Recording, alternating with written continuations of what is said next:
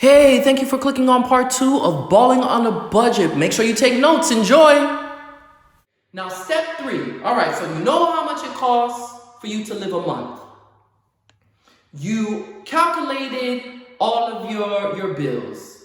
You realize where you're at with your net income. You know if you are living above your means, at your means, or below your means. Okay? Boom. The third step is now you're coming up with a plan. What I need you to do is to pay off your credit card debt because these banks are making money off of you based off of their interest rate. Do not pay the bare minimum, all right? Make sure you pay on time, and on time is early. To be on time is to be early, and to be late is to be on time or to surpass the time. You gotta know how to play the game. Pay your bills on time. Pay them early. Pay them in full so you don't owe nobody nothing. Start with the smallest credit card debt and work your way up to the biggest one. Eliminate the small little ones and then work towards the big one. That's known as a snowball effect. Okay, when it comes to your credit.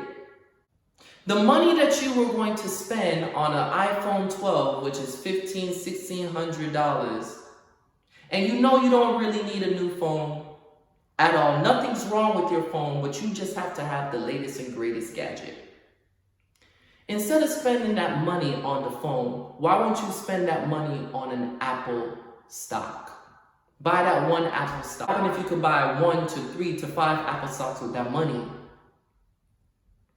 Instead of investing in the product, invest in the business. That's a great way.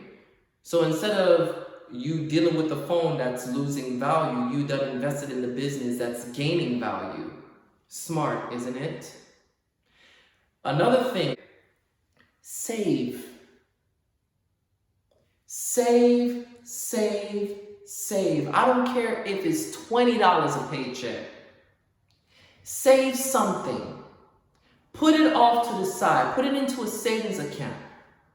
Save it. Just because you have it doesn't necessarily mean that you have to spend it. What happens if you get you need an emergency fund, right? You need an emergency fund. Build an emergency fund.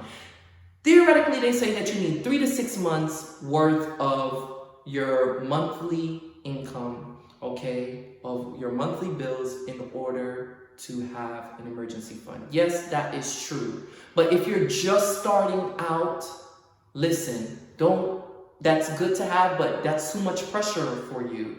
Just make sure that you are saving something and you do not touch it. Know where your money is, where it is at all times.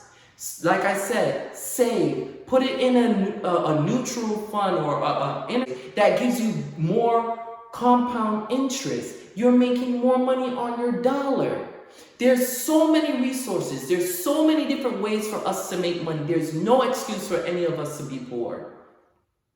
We gotta stop this, I'm trying to look rich instead of be rich. And if we have not, and let me open your eyes to this too. In 2020, what has happened during this pandemic, the way how the rich gets richer is this. People who are smart, that have saved their money, that have more capital within their pocket and credit, okay? They pray for people's downfall. That's the truth. Because at the end of the day, when the stock market and the economy was down, these people who have capital, that have cash, that have credit, they're able to go in and buy up all these things, make all these investments, make all these boss moves because they got the money. So what ends up happening when the market goes back and it goes from a bear market to a bull market and the economy is up, they're winning. So they done doubled or quadrupled their money because they had the money in their pockets in order to invest in the get-go, from the jump. And the people who are struggling didn't have the money, So guess what? The poor get poor because you didn't have the tools, you didn't have the knowledge, you didn't know what to do. Like I said, we live in the 21st century where there's so much information at the tip of our fingers. We gotta figure out how to secure the bag. And the basic way of doing it is knowing how much, number one, how much money it costs you to live a month. 2, what are all your bills equivalent to? And what is your debt to income ratio? 3, okay, what's the budget? All right, I make $2,700. I'm really trying to live off of at least $2,000. So at least I could save $700 a month. By the end of the year, if you could save $700 a month, that's close to 10 grand. So it's really $8,400. You know what you could do with $10,000 at the end of 2021? You can put a down payment on the house instead of paying rent. You can buy a car cash. You can invest that money. You can put it in a Roth IRA. You can start your own business.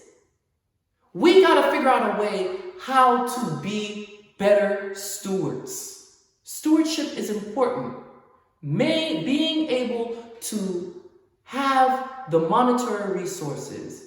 This is another thing I want you to notice. I had a friend that she said to me, Dwayne, that's cool and everything that you know how to add and subtract.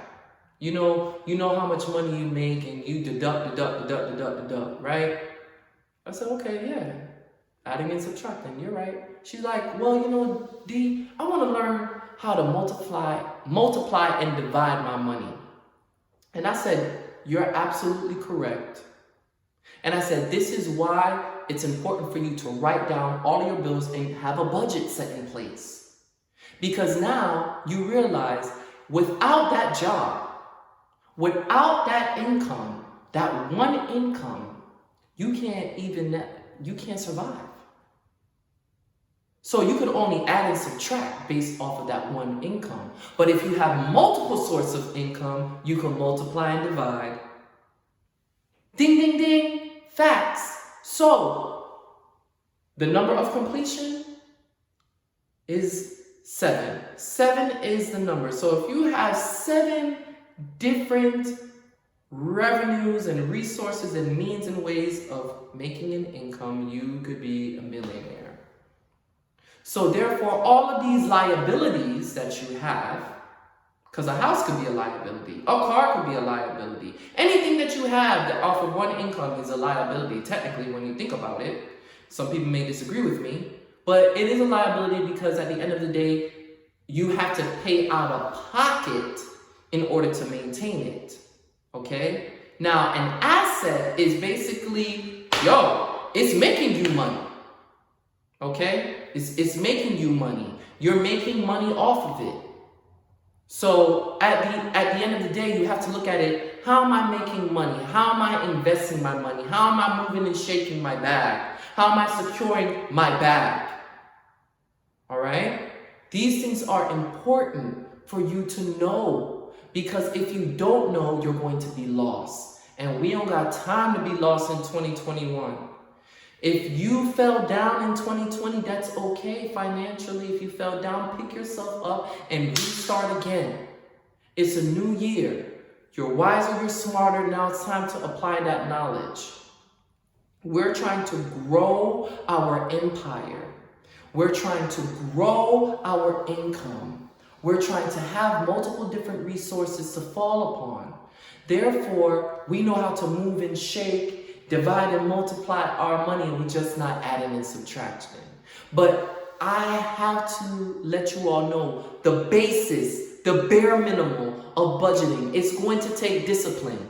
It is going to take discipline. It is going to be difficult. You're not going to like it, but trust me, when you see it in the long run, how far you've come and how you've grown, and that you have some money saved up, you have an emergency fund. If an accident happened, you're not worried about it because you could pay your deductible.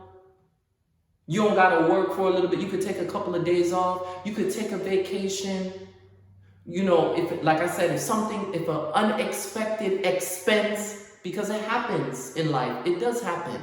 Boom, you're able to pay for it with your eyes closed. You have the credit to do it, and you can pay it off. I'm gonna do a video on credit too, okay? Because that's a whole nother beast, and I'm gonna give you the bare minimum tips and tricks of how to obtain good credit, because credit is linked to your credibility, which is linked to your identity, which is your social security or tax ID number. They don't teach us these things in school. And parents, please teach your children, teach your teenagers, teach your young adults how to be responsible with their money. Have these conversations with them. Yes, there are 3 topics that parents don't like or people don't like to talk about around the dinner table: sex, politics, and money, okay? Or religion. 4. Well, and my thing is this: bust it wide open and talk about it. And if you're a parent or if you're an adult and you don't know how to really work your money, find the resources, find a financial advisor, ask a friend that is physically responsible to help you and teach that to your child. So therefore, we don't have a generation that's coming up that is still financially illiterate. Okay?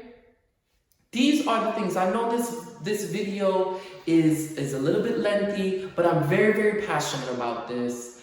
I wasn't born with a silver spoon in my mouth, but I be darned. I said I was going to be able to give me a 14-karat gold spoon, diamond encrusted one. I work towards it, and God going to bless me, because if I do right by him and I pay my tithe and offering and I give him my 10%, he going to bless me. And that's just my personal opinion. Okay? But you have to know where your money's going.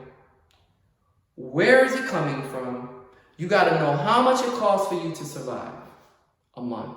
Once you're able to sit down and do that every single month you sit down and you do a budget. It may fluctuate. Some bills may come up. You may end up in a surplus. Perfect example, if you're able to get paid bi-weekly, and there's a month of 5 weeks. I know y'all love them 5 months, because you get an extra paycheck that you didn't have before. Why won't you save that money or invest it? Why you spend it for? Don't spend it. Save it. If you make commission, if you get a bonus, if you get a gift, if you do a little side hustle, save your money, invest your money. Don't spend your money, man. Hold on to it, because you never know what's going to happen. Invest it. Take a great financial risk, and I bet you will get a great financial reward. We gotta be more smart. We gotta be more intelligent, because at the end of the day, these people are playing us like the lotto, and we gotta play them too, right back. We gotta play them at their game, because we're smarter and we're wiser. And like I said before, we have the resources. Get at it. You could achieve it in 2021. You could be in a better financial situation in 2021. If that means that you got to do a second job, I don't necessarily agree with it, but do whatever you got to do in order to secure your bag. If you got to come up with a side hustle, do what you have to do on the side so you could basically make much more than you were making before. What happened if your side hustle could be your main business, so you could quit that job, so therefore now you're working for yourself? You're making your own money. So instead of making $40,000, now you're making $80,000. Well, what happens if you're doing 2 jobs and one's making you $40,000, another one you're cultivating is making you $40,000, therefore $80,000 right there. We gotta learn how to hustle, and we gotta learn how to be smart. What nobody say, don't let these people fool you. Wealthy people have a budget too. Everybody has a budget. Budget, the B word, is not a bad word. It is a good word. There's a budget for weddings. There's a budget for funerals. There's a budget for baby showers. There's a budget for a wedding dress. There's a budget for a phone. And there's a budget for furniture. What is your budget? That's what people ask. What is your budget? What could you afford? Because at the end of the day, when you can't afford it, it brings shame upon you and disgrace, because you can't afford it and you can't pay for it. So why do you have it? And again, let me say this, there's nothing wrong with splurging on yourself every now and then. There's nothing wrong with you spending money on what you like. But you have to have a sense of control and discipline. How much shoes can you wear at a time? How many clothes could you wear? Man, we quarantine anyway. What you doing? Dressing up in your house modeling? Where you really going? Think about it. Be smart about it. Once you're able to respect money, money will respect you. And once, I personally believe, if you're able to maintain the little that you have, God will bless you with more. He's not going to bless you with more if you already messing it up. He's not going to do that. He's going to bless you if you working what you have, the little that you have, and you're able to multiply it and divide it, and He will bless you with more. That's just my personal opinion. But listen, please comment below if this video was helpful. If I need to do another video about budgeting, please let me know. Like I said, I know this video is lengthy. Please bear with me, but I'm very, very, very, very, very, very passionate, if you haven't seen, about securing your bag. I know what it is to grow up in poverty. It's not nice, and I don't like roaches, and I refuse as an adult to live with them. So that's what pushed me. I don't like roaches. I don't like begging nobody for nothing. I don't like asking for nobody for nothing. I'd rather be able to stand on my own 2 feet as a man, and I hope and pray that all of us are able to be successful financially. Once you're able to win financially, it gives you so much balance in life, and it alleviates so much stress.